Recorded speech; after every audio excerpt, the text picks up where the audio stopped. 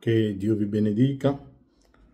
Prenderò lo stesso testo che ho preso la volta scorsa quando abbiamo parlato di 1977.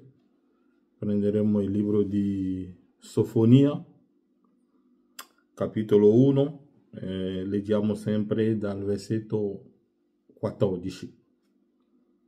Il gran giorno del Signore è vicino e viene in gran fretta. Si sente venire il giorno del Signore e il più valoroso grida amaramente.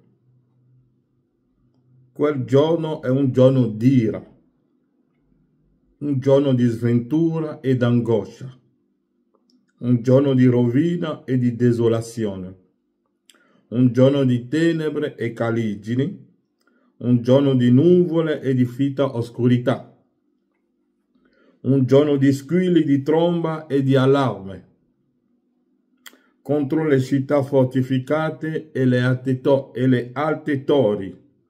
Io metterò gli uomini nell'angoscia ed essi brancoleranno come ciechi perché hanno peccato contro il Signore. Il loro sangue sarà sparso come polvere e la loro carne come escrementi. Né il loro argento né il loro oro potrà liberarli nel giorno dell'ira del Signore, ma tutto il paese sarà divorato dal fuoco della sua gelosia, poiché egli farà una distruzione improvvisa e totale di tutti gli abitanti del paese. Amen. Padre, ti ringraziamo ancora oggi per questa opportunità che abbiamo di leggere la tua parola. È scritto nel libro che chi legge e che colui che legge e coloro che ascoltano sono tutti benedetti. Aiutaci mentre siamo qui per leggere ed ascoltare la tua parola e che questa piccola esortazione, Padre, possa aiutare i nostri cuori a vederti di più nella scrittura, nel nome di Gesù Cristo. Amen. Dunque, l'altra volta abbiamo preso il libro delle 7 epoche e abbiamo letto qualcosa del libro nella pagina 360 sull'epoca di Laodicea, dove abbiamo visto che avendo preso Sofonia ci ha detto che ci sarà una distruzione improvvisa e totale di tutti gli abitanti del paese. Ma William Branham ci ha dato una consolazione, che ha detto che anche se ci sarà una distruzione totale, questo non ha niente a che vedere con la sposa di Cristo. E l'abbiamo letto l'altra volta e mi piacerebbe rileggerlo. L'abbiamo letto nell'opuscolo Gli Atti dello Spirito Santo, dove William Branham dice l'unica persona che non ha niente, cioè Branham dice esattamente, c'è solo una persona che non ha diritto per niente di essere spaventata. Questi è un uomo o una donna che sono nati dello Spirito di Dio. La bomba atomica è un biglietto diretto al cielo per il credente. Alleluia, sì Signore. La morte non può fare niente per voi, se no una morte rapida e una gloria rapida, proprio così. Dunque, per quanto riguarda la sposa, non c'è da spaventarsi. Tutte queste cose qua avvengono e come l'ho detto, ci è stato detto tramite il nostro Signore Gesù Cristo di non avere paura di chi può uccidere la carne, di non avere paura di chi può uccidere la carne, cioè la bomba atomica della Russia. Dunque la persona che può uccidere la carne è la bomba atomica della Russia, ma la bomba atomica della Russia non può uccidere le nostre anime, perché le nostre anime sono nascoste in Cristo, la parola, sono rapiti e nascosti in un luogo dove la bomba atomica non può arrivare. E l'avevo detto l'altra volta quando torniamo indietro ai nostri antichi, ai nostri fratelli antichi, quando a Paolo è stato presentato che gli dovevano tagliare la testa, Paolo non ha pianto, perché Paolo sapeva che questa è la sua liberazione. E William Branham dirà che la morte è una porta, dietro la porta che si chiama la morte c'è Cristo che accoglie i suoi figli a casa. Dunque per noi che siamo dei figli di Dio non c'è da spaventarsi. William Branham ha dato un consiglio: rimanete fermi, non lasciate che tutto quello che avverrà sulla terra vi sconvolge, ma rimanete fermi. Una morte rapida è una gloria rapida. E noi che viviamo oggi ci siamo consapevoli che stiamo vivendo dei momenti gloriosi, perché tutto quello che i nostri padri hanno salutato da lontano, noi le stiamo vivendo, le stiamo vedendo che stanno accadendo, e questa è una gran bella cosa, è un giorno glorioso, è un momento glorioso. Ma il mio scopo è di leggere nelle 7 epoche della Chiesa, anche se ogni tanto usciremo e torneremo dentro. Allora, ieri abbiamo letto nelle 7 epoche, abbiamo letto l'epoca di Laodicea, dove William Branham ci ha detto, aveva detto qui, abbiamo visto che l'epoca di Laodicea è iniziata nel 1906. E 1906, e Branham dice che questa epoca dovrebbe finire intorno al 1977. E Branham aveva detto: io non predico, non profetizzo, ma prodigo. E è lì che tutti i fratelli hanno cominciato a dire: ma vedete, Branham ha detto io non profetizzo, ma abbiamo risolto anche questo problema, perché un fratello che nel 1961 aveva sentito tutte queste cose qua ha fatto la domanda a fratello Branham per capire se profetizzare è diverso da predire, e Branham ha detto no, profetizzare e predire è la stessa cosa. E perché Branham ha fatto questa differenza nelle 7 epoche, è la stessa cosa che faceva il nostro Signore Gesù Cristo quando era sulla terra. Poteva dire: il Padre è più grande di me, no, il Padre è dentro di me, no, e finché Filippo è entrato in confusione. Ma come quando Filippo è entrato in confusione, non è che è andato a giustificare Gesù, ma si è girato verso il Signore Gesù Cristo per dirci: ma mi devi risolvere questo problema, perché talvolta tu mi dici il Padre è più grande di me, talvolta mi dici il Padre è dentro di me, talvolta io e il Padre siamo uno. Alla fine che cosa devo fare? Allora lui ha detto: ma Filippo, da tanto tempo che sono con voi e tu non mi conosci, chi mi ha visto il Padre. Dunque il problema l'ha risolto Gesù stesso per Filippo. E anche noi, se il mondo ci viene addosso per dirci: ma guardate, il vostro profeta ha detto che il mondo finirà intorno al 1977, allora alcuni fratelli cominciano a dire: no, lui ha detto io non profetizzo, io predico. No, profetizzare e predire vogliono dire la stessa cosa. L'ha detto lui, domande e risposte 61. Ha detto: profetizzare e predire significano la stessa cosa. E William Branham va più avanti, dice qui: basandomi su queste 7 visioni e insieme ai rapidi cambiamenti che in questi ultimi 50 anni hanno sconvolto il mondo, io predico, non profetizzo, che queste visioni si compiranno tutte entro il 1977. E sebbene molti potrebbero pensare che questa è un'affermazione irresponsabile, in base al fatto che Gesù disse che nessun uomo conosce il giorno né l'ora, dopo essere già passati 30 anni, io continuo a sostenere questa predizione. William Branham dice: dopo essere passato 30 anni, lui Branham sostiene questa profezia. Io lo chiamo anche profezia, perché il profeta mi ha detto che predire e profetizzare sono la stessa cosa. Ok? Io sostengo questa predizione, poiché Gesù non disse che nessun uomo poteva conoscere l'anno e il mese. Gesù ha detto: nessuno conosce il giorno e l'ora. Ma Gesù non ha mai detto che non possiamo conoscere l'anno, la settimana della sua venuta. Ha detto solo il giorno e l'ora, ma il resto lo possiamo conoscere. Ma, e questo mistero, abbiamo capito che tramite Apocalisse 10 tutti i misteri sono rivelati, non rimane più niente. Anche il mistero del giorno e l'ora lo possiamo predicare e determinare esattamente quando sono avvenute queste cose qua. Allora Branham dice qui, dopo essere già passati 30 anni, io continuo a sostenere questa predizione, poiché Gesù non disse che nessun uomo poteva conoscere l'anno, il mese o la settimana in cui il suo ritorno sarebbe stato completato.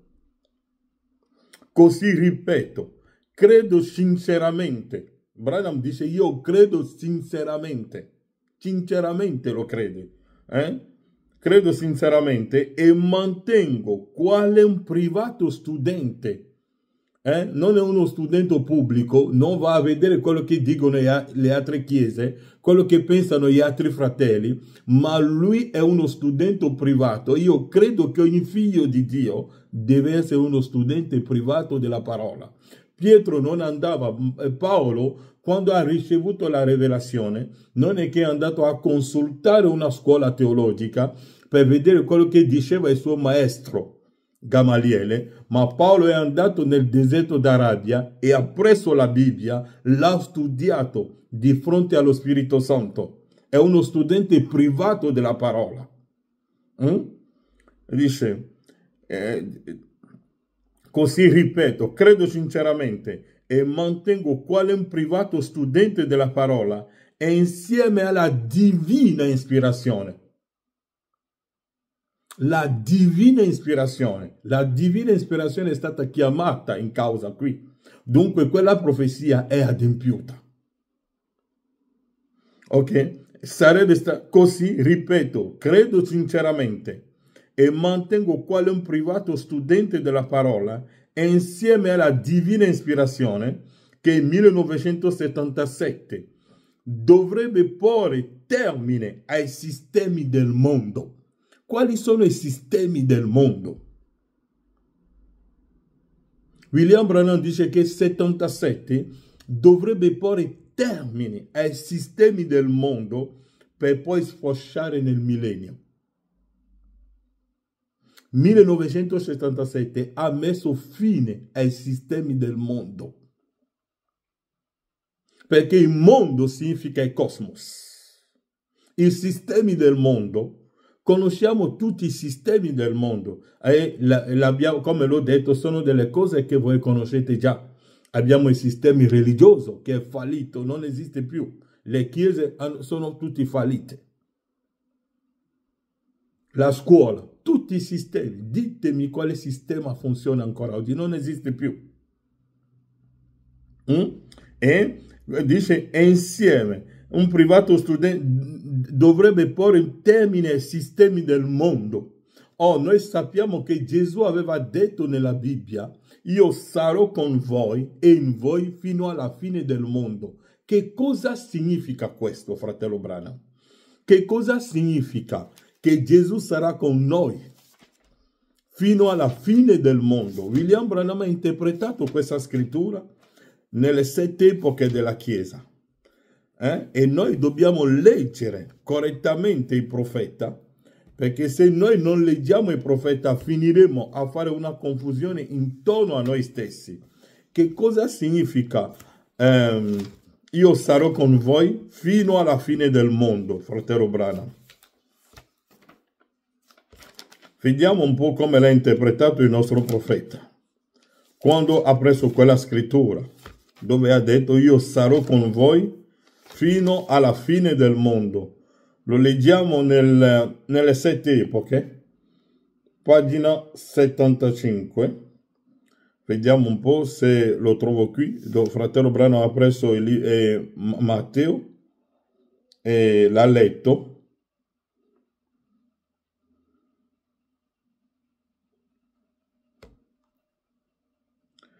E lui ci ha detto che cosa significa esattamente la fine del mondo. Ha detto io sarò con voi, scusatemi, se noi lo troviamo qui, mi sembra nelle 7 epoche.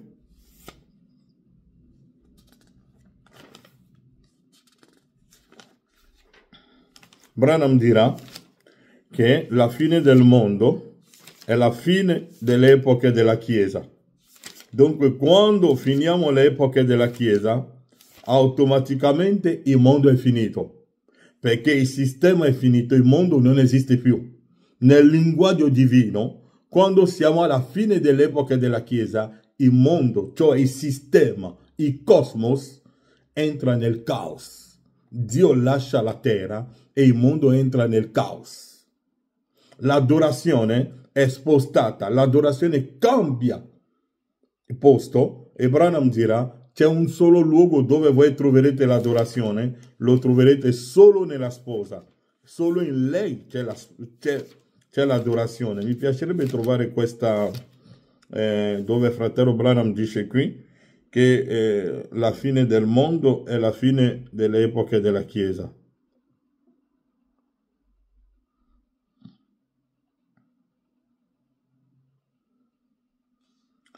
Pagina 75 o 76, non lo trovo sicuramente, da qualche parte qui. Il fratello Branham dice che la fine del mondo sono la fine delle 7 epoche della Chiesa. Comunque andiamo avanti, la prossima volta lo leggiamo. Dunque voglio andare avanti nella mia lettura qui, e prenderemo un altro posto sempre nel libro delle epoche. Mi mancano ancora 5 minuti, ho preso già un po' di tempo qui. Allora, Branham dice, ora lasciatemi dire questo. Può forse qualcuno provare che qualcuno di quelle visioni fosse sbagliata? Non ci sono esse tutte adempiute? Sì, ognuna di esse si è adempiuta o è proprio ora in procinto di farlo. Mussolini invase l'Etiopia con successo, poi cade perdendola tutta. Hitler cominciò una guerra che non poté terminare e morì misteriosamente. Il comunismo prese il sopravvento su entrambi gli altri due ismi. La macchina con tetto di plastica è stata costruita ed attende solo una migliore rete stradale. Dunque la macchina che oggi voi vedete, già al tempo di fratello Branham, esisteva già. Che voi chiamate Tesla oggi, Branham l'aveva già visto. A suo tempo esisteva. Dunque quello che Elon Musk ci fa vedere oggi che è l'uomo più intelligente, no, esisteva. La macchina è stata già costruita a tempo di fratello Branham. Il profeta l'ha visto prima di partire. Le donne non sono altro che nude e fin d'ora indossano costumi da bagno senza reggiseno. Proprio l'altro giorno vidi in una rivista lo stesso vestito, se si può chiamare vestito, che io vidi nella mia visione. Esso era una specie di plastica trasparente con 3 macchie scure, le quali coprivano entrambi i seni solo in piccola parte. E poi, nella parte inferiore, vi era una piccola parte scura, simile a una gonnellina. La Chiesa cattolica si sta risvegliando. Noi abbiamo avuto in America un presidente cattolico, perché se voi vi ricordate, nella 6ª visione, William Branham dice che ha visto una donna che si è alzata in America. E l'avevo toccato ieri, dicendo che molti hanno guardato a Hillary Clinton, o alcuni hanno guardato a Kamala Harris, hanno detto che vedete Kamala Harris si è portato addosso un vestito come di porpora. Ora leggiamo un po' fratello Branham per quanto riguarda quella visione della donna che deve salire in America. Nell'opuscolo, leggiamo un po', nell'epoca nell'opuscolo ancora una volta, perché ho detto che insisto un po' sulla 6ª visione, e la 6ª visione la leggiamo un po' per farvi ricordare qualcosa qui. Branham dice, nella stessa visione, ecco sorgere in America una donna bellissima, ma crudele, talmente crudele. Ella teneva il popolo completamente sotto la sua potenza. Io credo che questa era il sorgere della Chiesa Cattolica Romana, sebbene io sapessi che questa avrebbe anche potuto essere la visione di qualche grande donna di grande potenza, la quale sarebbe sorta in America grazie al voto popolare delle donne. Ecco la profezia. Ora Branham l'ha interpretato in diversi opuscoli. E quella cosa è adempiuta quando il nostro profeta era sulla terra. Ascoltate qui, fratello Branham, nell'opuscolo ancora. Voglio cominciare a leggere nell'opuscolo, oggi si è adempiuta questa scrittura. Paragrafo 172. Dove siamo noi in questa epoca abrahamica? Dove siamo in questo grande tempo in cui ci troviamo? La grande ora in cui viviamo. Tutte le visioni sono state adempiute. William Branham dice che tutte le visioni sono state adempiute. E come i fratelli vanno sempre ogni volta che c'è elezione in America e che c'è una donna, cercano sempre di vedere a Hillary Clinton, Kamala Harris, magari prossimamente ci sarà una donna e tutti guarderanno, lei è vestita da porpora, ha messo un vestito blu. Seguite il vostro profeta. Nell'opuscolo, ancora una volta, predicato il 17 novembre 1963. Paragrafo 124. 1933. Lo Spirito Santo venne un mattino e mi disse 7 cose che sarebbero avvenute prima che questa nazione fosse distrutta. Una di esse è quella. È su un vecchio foglio là in chiesa. Molti l'hanno visto. Come saremmo andati in guerra contro Hitler e avrebbe, come la Germania si sarebbe fortificata e avrebbe costruito una linea Maginot o la linea Siegfriedo. Credo fosse 11 anni prima che si pensasse. E come le automobili avrebbero continuamente avuto la forma di uova e come avrebbero permesso di votare alle donne e facendo così avrebbero eletto il presidente sbagliato e in questo sarebbe sorta una donna che avrebbe governato gli Stati Uniti, non effettivamente una donna, ma una chiesa. Allora la vidi con nient'altro che ceneri. Don Branham dice, non esattamente una donna, non effettivamente una donna, ma è una chiesa. E la chiesa cattolica è crudele, perché quando Giovanni l'aveva visto in Apocalisse 17, è una donna bellissima, ma è crudele e che era ubriaca del sangue dei santi. E Giovanni era scioccato, ha detto, che cosa è una donna bella così, ma che è crudele, che era ubriacata dal sangue dei santi? E l'angelo gli ha detto, vieni che ti spiego il mistero di questa donna. Apocalisse 17. Ecco, Branham dice, non effettivamente una donna, ma una chiesa. Ed è la chiesa cattolica. Per confermarlo, nell'opuscolo, l'epoca della chiesa di Laodicea, predicato il 11 dicembre 1960, paragrafo 49. Ma ci sarà una donna potente. Ora ricordate, anche questo è sul nastro. Una donna potente, donna famosa, sarà o presidente o sarà una donna che rappresenta la Chiesa Cattolica, cosa che penso che sia. Prenderà il controllo un giorno e governerà questa nazione. Dunque Branham dice non esattamente una donna, ma una Chiesa. Nell'opuscolo, l'epoca della Chiesa di Efeso, paragrafo 48. Ora, e fu detto in quel luogo, a quel tempo ci sarà una donna famosa che sorgerà negli Stati Uniti. Ed era vestita e bella, ma era crudele nel cuore. e ho messo fra parentesi sulla visione, persino in carta gialla è scritto forse la Chiesa Cattolica. Questo sarebbe la Chiesa Cattolica. Più chiaro. Andiamo avanti. Nell'opuscolo, la religione di Jezabel. E noi, paragrafo 61, e noi stiamo passando un periodo difficile.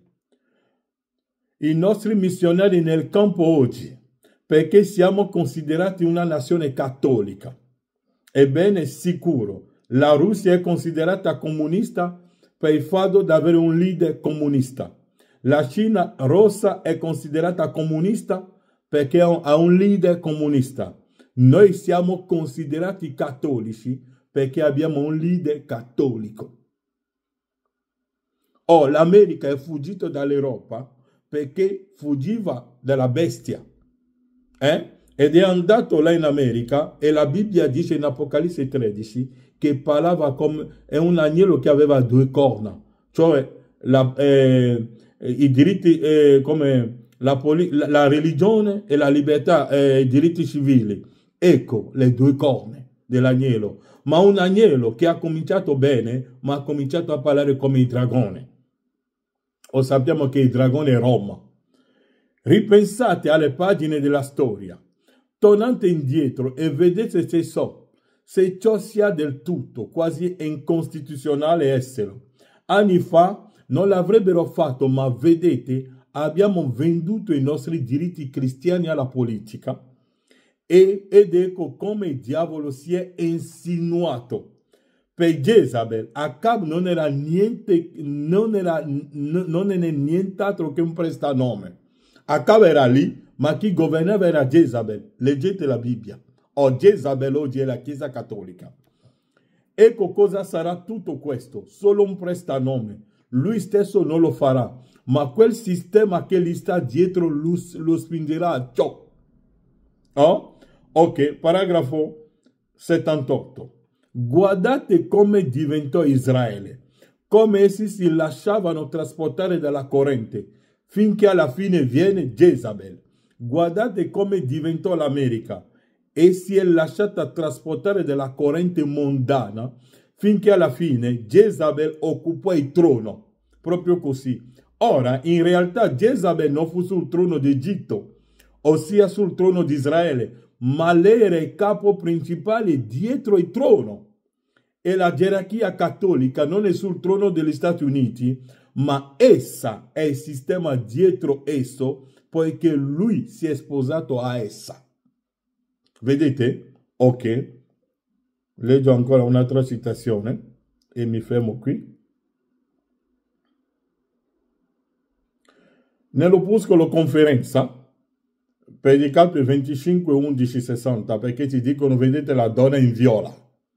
Hillary Clinton ha messo viola, Kennedy ha messo viola, Kamala Harris ha messo viola e hanno messo le foto in tutte le chiese, viola, viola, viola, Kamala Harris. Ma guardate, chi è la donna in viola?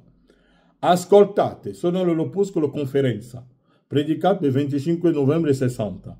Ascoltate, così dice il Signore, pentitevi. Prevedo 3 cortine. Nel nome del Signore c'è una cortina chiamata di ferro, che sarà la Russia. Notate, la Cina rosa, questa sarà la cortina di bambù. Sono orribili, ma guarda questa cortina viola che si alza negli USA, negli Stati Uniti e nel mondo. L'impero romano, il più crudele di tutti. Ricorda, nel nome del Signore, stai lontano da esso, stai lontano da tutto ciò che è collegato a esso. Avete visto la donna in viola? Avete visto ora la donna in viola? Ma noi stiamo cercando la donna in viola. Troveremo la donna in viola. Branham dice qui, la religione di Jezabel, paragrafo 68, sto parlando un po' della sesta visione. E voi gente, paragrafo 68, e voi gente, per la politica, perché siete un solo buon democratico, avete votato per qualcosa del genere, e avete venduto i vostri diritti di primogenitura dell'americanismo e del cristianesimo per cederlo alla prostituta. Tutti noi conosciamo chi è la prostituta, che ci fece correre in questa nazione. Quello ci ha reso ciò che eravamo. Vedete come si è mossa furtivamente? Vedete come la prostituta si è mossa furtivamente, molto facilmente, finché ora essa è sul trono, certo il trono della Casa Bianca. Dunque la Chiesa Cattolica è lei che controlla la Casa Bianca. Nell'opuscolo, poi mi fermo qui, la restaurazione dell'albero della sposa. Ma la Bibbia dice che il romanismo, la Chiesa Cattolica, inghiottirà il mondo. Prendete Daniele e scoprite la testa d'oro, il re Nebuchadnezzar, il regno babilonese, i Medi e la Persia li succedettero, l'impero greco succedette a quello e Roma andò fino alla fine. Quelle 10 dita dei piedi scorrono in ogni regno sottoterra. Voi, la Chiesa Cattolica, è in ogni regno sottoterra. C'è una cortina di ferro, c'è una cortina di bambù, la cortina di ferro è la Russia, la cortina di bambù è la Cina, c'è una cortina di porpora, cioè la donna in viola, la cortina viola. Fratello, tu non avevi timore di alcuna delle altre, ma guarda quella cortina di porpora. Branham ha detto di non avere paura della Russia. La bomba atomica della Russia non ti farà niente. Il comunismo della Cina non ti farà niente. Ma è quella lì che si muove dicendo che non ha la bomba. E pace, pace a tutti. Roma. E quello è più difficile, perché quello è la punta a distruggere la tua anima. Branham dice, non avere timore di alcuna delle altre, ma guarda quella cortina di porpora. Lei è posta proprio qui sul trono, oggi in questa nazione. La Chiesa Cattolica è già, al tempo di fratello Branham, occupava già il trono della Casa Bianca. Dunque Donald Trump lì non decide niente. Non può mettere fine alla guerra, là, perché i soldi degli armi lo fornisce la Chiesa Cattolica. Se andate in America, tutti industrie di whisky, di armi, tutti, di prostituzione, Hollywood, è il Vaticano che paga. Gli stipendi in America lo paga il Vaticano, perché l'America soldi non li ha, me l'ha detto il mio profeta e lo credo. Lei è posta proprio qui sul trono oggi in questa nazione. Ricordate, proprio come fece Acab e Jezabel dietro di lui. Quello è, la Bibbia chiama la Chiesa Cattolica Jezabel, prostituta. E Acab non era un tizio malvagio. Non dico che il signore Kennedy non sia un bravo uomo. Non so niente di lui, è un uomo. È tutto quello che so. È il presidente. Credo che diventerà un buon presidente. Non lui. È quel sistema dietro di lui. Aspettate finché lei entrerà strisciando nell'organo consultativo del presidente e ovunque possa. Poi osservate cosa avverrà. Guardate cosa ha fatto in altre nazioni. Guardate cosa ha fatto. William Branham dice ovunque passa la Chiesa Cattolica, quelle nazioni non hanno l'autosufficienza alimentare. E oggi andate in America, una volta gli americani vivevano bene, ma da quando è entrato lì il sistema religioso, andate sulle strade di New York e vedete tutti i baboni che girano lì, stanno morendo di fame, ma che cosa fa? Mandano i soldi per fare guerra. Guerra. Guerra. Ecco, perché è lei che comanda. E Branham dice, aspettate finché lei entrerà strisciando nell'organo consultativo del presidente e ovunque possa. Poi osservate cosa avverrà. Guardate cosa ha fatto in altre nazioni. Guardate cosa ha fatto, ha sempre fatto. E non dice la Bibbia in Apocalisse 13, questa nazione è numero 13. Ha 13 righe e 13 strisce sulla bandiera. 13 righe nella bandiera, 13, tutto in essa è 13 colonie, tutto 13, e si trova in Apocalisse 13. datemi ancora una citazione qui. È strano, è il secondo sigillo, paragrafo 277. È strano, ma l'America è il numero 13 ed è una donna. Ed è strano che essa perfino appare nel 13° capitolo di Apocalisse. Noi abbiamo iniziato con 13 strisce nella bandiera, 13 stelle.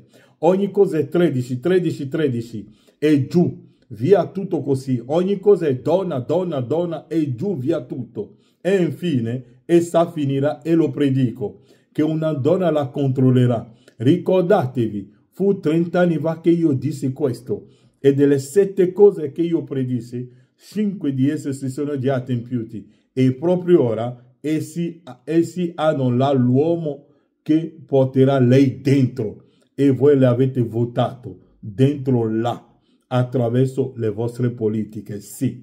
Dunque, avete visto?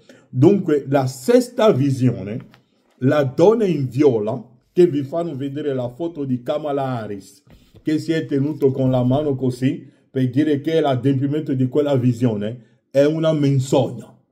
È già adempito. Branham dice non effettivamente una donna, la donna in porpora è la Chiesa Cattolica. Leggete la vostra Bibbia. Apocalisse 17. Giovanni ha visto una donna vestita di porpora, una donna in viola. È la Chiesa di Roma e ha preso il potere. Ed è lei che dirige l'America. Ed è lei che dirige il mondo. Ma Dio ha messo di fronte a lui una nazione forte che si chiama la Russia. E la Russia distruggerà il sistema, perché la Russia è stata messa là per vendicare il sangue dei santi. Domani parleremo ancora di altre cose. Che Dio vi benedica.